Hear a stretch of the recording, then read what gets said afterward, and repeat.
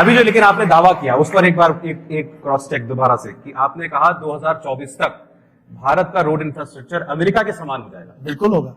मैं 22 green highway बनेगा, green express highway. इसका मतलब ये नए रोड है। अभी क्या है, जैसे यहाँ ये मुंबई है, ये दिल्ली है, तो रोड ऐसा ऐसा ऐसा जाता था, अब सीधी रेस डाल दी, तो नेचुरली डिस्टेंस कम हुआ है। मैं अभी सूरत से नासिक, नासिक से अहमदनगर, अहमदनगर से सोलापुर और सोलापुर से चेन्नई, बेंगलोर, कोचीन और बेंगलोर, सब हैदराबाद, सबको वहां से जोड़ रहा हूं। तो मुंबई पुणे जाने की जरूरत ही नहीं, तो पूरा ट्रैफिक का एकदम आधा ट्रैफिक कम हो जाएगा। आपको एक अच्छी बात बताता हूं, मैं अभी कारगिल में एक आशिया की सबसे बड़ी टनल बना रहा हूं 14 किलोमीटर की। मैं आपको रिक्वेस्ट करूंगा रजत जी, और आप चाहिए देखने के लिए, जन्नत है वो। ऊपर में हमारी बाबा अमरनाथ की गुफा है और नीचे में ये कारगिल के पहाड़ी के नीचे टनल बन रही है। और मैं आपको बताता हूं, आपको दिल्ली थोड़ा मैं ज्योग्राफी कम जानता हूं, पर शिमला से आप मनाली जाओगे तो मनाली के बाद हमने एक अटल टनल बनाई जो रोहतांग पास में। तो पहले 3.5 घंटा लगता था, अब टनल बनाई तो 8 मिनट में जाना। और उसके बाद रोहतांग पास से हम 4 टनल बना रहे हैं, लद्दाख लेह तक पूरा रोड बना रहे, बहुत सुंदर हिमालय है। और लद्दाख लेह से कारगिल तक जोजिला, ये बहुत बड़ी टनल बन रही है। जोजिला के बाद झेड़मोर टनल लगभग पूरी हो गई है, वहां से आप श्रीनगर आएंगे। और श्रीनगर से जम्मू जाने के लिए जब निकलेंगे तो कटरा के पहले आपको मुंबई दिल्ली एक्सप्रेस हाईवे के लिए वही मिलेगा जो कटरा टू दिल्ली डायरेक्ट, वहां से आप 6 घंटे में दिल्ली आएंगे और दिल्ली से 12 घंटे में मुंबई जाओगे। और मुंबई जाने के पहले सूरत से निकलकर सीधा चेन्नई, बेंगलोर, कन्याकुमारी तक चले जाओगे। यानी पूरे उत्तर भारत से लेकर दक्षिण भारत तक आपको पूरा रोड ऐसा मिलेगा, कहीं ट्रैफिक जाम नहीं, कुछ नहीं। ये सवाल मुझे किसी ने भेजा था आपके लिए कि ये अटल टनल, हाँ, ये अटल टनल का काम 6 साल में आपने कर दिया, जो 26 साल का काम लोग मान रहे थे कि नहीं हो सकता है पूरा। ऐसा क्या था जो पहले नहीं हो सकता था और अब हो जा रहा है? सर ऐसा है कि हम एक ही नहीं, अभी मैं आपको केवल जैसे कुछ निगेटिव भी पॉइंट है। देखिए अभी मैं 2.5 लाख करोड़ की टनल बना रहा हूं, 285 किलोमीटर पूरे देश में। अलग अलग हमने क्या किया, 285 किलोमीटर लंबी टनल? नहीं, अलग अलग टनल बनाकर इतना है। मैं आपको एक दिल्ली के लिए अच्छी बात बताता हूँ। ये जो झुजिला टनल थी, इसका 4 बार टेंडर निकला और उसकी कॉस्ट 4 बार हम फेल हो गया सब, और 12,000 करोड़ हो गई।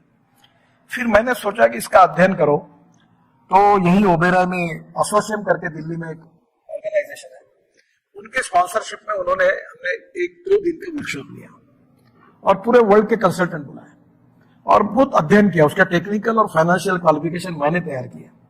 और आपको ताज्जुब होगा कि देश के इतिहास में पहली बार 12,000 करोड़ की टनल 5,000 करोड़ में बन रही है और करीब 5,000 करोड़ की हमने बचत की है। और आज टनल में 1,000 लोग, जैसे ये हॉल है ना, ऐसे टनल के अंदर 1,000 लोग घुसे हुए हैं और वो -6 और -8 डिग्री का टेम्परेचर है, वही रहते हैं और वही काम कर रहे हैं।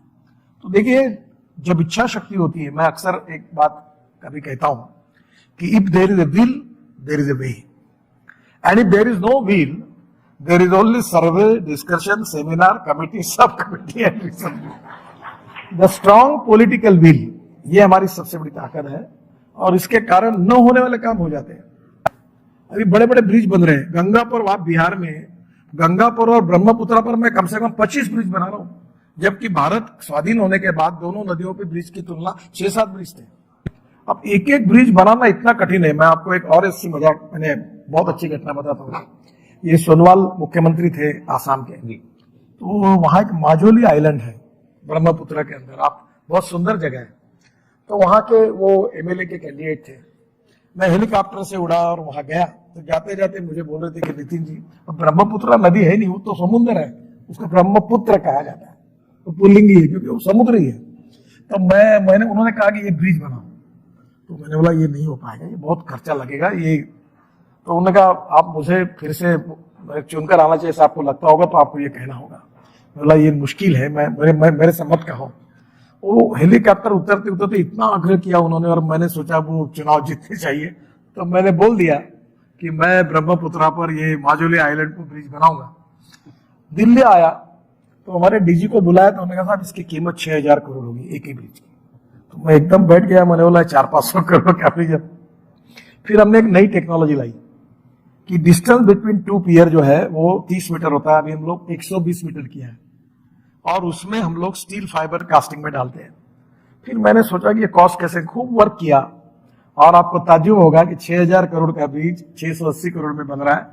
यूपी ब्रिज, हाँ, यूपी ब्रिज कारपोरेशन ने कॉन्ट्रैक्ट लिया और अभी काम शुरू है। अभी मैं आज ही आया हूं, मैं 1-2 दिन में, ये जो स्टील है ना, इन्होंने बहुत भाव बढ़ा दिए, तो मैं ग्लास फाइबर स्टील को अब ओपन कर रहा हूं। ये स्टील की लेने की जरूरत नहीं, उससे 20% सस्ता ये ग्लास फाइबर स्टील आ जाएगा मार्केट में, ताकि हमारी रोड की कॉस्ट कम हो जाएगी, बिल्डिंग कंस्ट्रक्शन की कॉस्ट कम हो जाएगी। टेक्नोलॉजी जो होती है बहुत इंपॉर्टेंट है। सारे मंत्रालयों का कॉस्ट एस्टिमेट का काम आप ही को दे देना चाहिए। अच्छा, ये मैंने एक और चीज आपके बारे में सुनी, सच है क्या कि आप कोई नया हाईवे बनाते हैं, कोई नई सड़क बनाते हैं, तो उस पर गाड़ी में बैठकर कहते हैं मैं गर्म चाय पीऊंगा और चलाओ 110 पर, ऐसा है क्या? देखिए, मैं मुंबई पुणे एक्सप्रेस हाईवे जब मैंने बनाया था, तो एससीसी कंपनी जो थी, उन्होंने एक पार्ट था, तो मैं अक्सर वो सायन करके एक जगह है मुंबई में, हाँ, वो मैंने हिंदुस्तान का सबसे ट्रैफिक जाम वाली जगह सायन ब्रिज, तो वहां मैं ब्रिज बना रहा था। मैं रात को 2-2 बजे जाता था। 2 बजे इसलिए जाता था कि 2 बजे के पहले वहां खड़ा होना ही मुश्किल है, इतनी गाड़ियां रहती थी। आप कभी मुंबई गए तो मैं हाईवे के बनने के बाद जब टेस्टिंग के लिए गया, तो हमारे एमडी जो थे उनको, और मैंने एससीसी के एमडी को कहा कि मैं 120 किलोमीटर के स्पीड पर गाड़ी चलेगी, मैं थर्मास से चाय निकालूंगा, चाय इसमें कप में डालूंगा, मेरा एक भी बूंद इधर उधर गिर गया तो तुमको छोड़ूंगा नहीं। और आपको ताज्जुब होगा कि 120 किलोमीटर के स्पीड पर मैंने चाय पिया, कहीं नहीं, इतना ग्रेडियंट दिखता। अभी आप वो छोड़, अभी आप यहीं से आपका गुड़गांव से सोना करके गांव है, वहां से हमारा दिल्ली मुंबई हाईवे, मैं इस हाईवे पर अभी गया था, और मैं 140 किलोमीटर के स्पीड पर मैंने फिर ये टेस्ट की, कुछ नहीं, इतना हाईवे सुंदर बना है। तो ये बिल्कुल बन सकता है। और अभी हम तो गांवरानी लोग हैं, अब वो उसका ग्रेडियंट टेक्निकली गिनने के बजाय ये आसान तरीका है कि पानी निकालो या चाय पियो, अगर हिलता है तो गड्ढे है, नहीं हिलता है तो अच्छा है, यही उसका अनुमान निकला है। ये मैं लेकिन व्यूअर्स के लिए क्वेश्चन कर देना चाहिए कि मंत्री जी ये काम टेस्टिंग के लिए करते हैं, आपके लिए सलाह ये नहीं है कि आप 140 की स्पीड पर गाड़ी चलाइए। सर, ये आपके बारे में लेकिन एक दो शिकायतें हैं कि आप जबरदस्ती करते हैं लोगों के साथ। मैं एक उदाहरण देता हूं कि जैसे अब आपने ये फास्ट टैग का काम किया, तो अब लागू कर दो, लोग अपने आप बनाएंगे, अपने आप चलाएंगे। बहुत लोगों को उसमें बहुत टाइम तक दिक्कत हुई कि उनको वो फास्ट टैग समझ में नहीं आता था या पता नहीं था कैसे मिलेगा, तो उन्होंने दोगुने पे वो पेमेंट करके भी वो चलाया। तो इस किस्म की बातें हैं। अब आप स्क्रैप पॉलिसी लाए हैं, बहुत सारे लोग नाराज हैं जिनकी गाड़ी, वो लोग कहते हैं मेरी गाड़ी ठीक है, मेरी गाड़ी में दिक्कत नहीं है, गडकरी जी पॉलिसी ले आए, मेरी चलती गाड़ी बंद कर दी। देखिए, मैं आपको तो फास्ट ट्रैक ऐसा है, पहले टोल भरने के लिए लाइन लगती थी।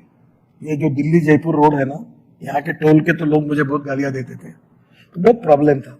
अब फास्ट ट्रैक में तुमको रुकना ही नहीं है, वो केवल फटाफट निकल जाता है। 97% फास्ट ट्रैक हो गए, तो पैसे देना ना, रुकना ना, चर्चा करना।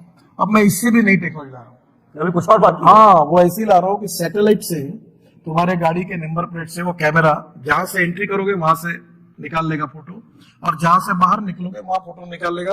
उतना हिसाब से पैसा आपके बैंक अकाउंट से निकल जाएगा, ना कोई रोकेगा, ना कोई बोलेगा, ना कुछ नहीं।